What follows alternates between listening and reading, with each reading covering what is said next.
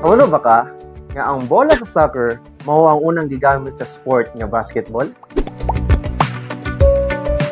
Isa sa pinakailadong sport sa tibuok kalibutan, labi na sa Pilipinas, ang basketball. Kini ang perminting masayran sa matag barangay, sityo o purok nga adunay basketball court kung diin ang mga Pinoy, mabata man o hamtong, hilig ang maong sport. Kini na imbento ni Dr. James Naismith, usa ka physical education teacher sa YMCA International Training School nga ginatawag karong Springfield College sa Estados Unidos kadtong tuig 1891. Nangandoy si Dr. Naismith na makahimo og indoor sport ug tungod ni ana gisugdan niya kini uban sa iyahang mga estudyante, pinaagi sa bola sa soccer ug duha ka pitch baskets o kunbukag. Diha na record ang unang dula sa basketball. Ang basketball nagsugod sa 3C ka rules nga gibuhat ni Dr. Naismith nga karon adunay kabag-uhan. Ang original ginadula kini sa siyam ka player sa matag team nga walay pagdribble sa bola. Apan karon nahimo na lang kining 5 ka player ug ang dili pagdribble sa bola ginatawag nga traveling or turnover.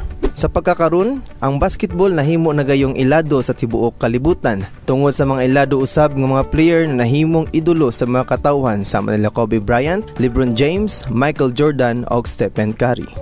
Mao kana ang trivia ni Rajuman, reaching millions nationwide worldwide for 72 years. Kini si John Michael Damo, GSA intern tatak, Arimen.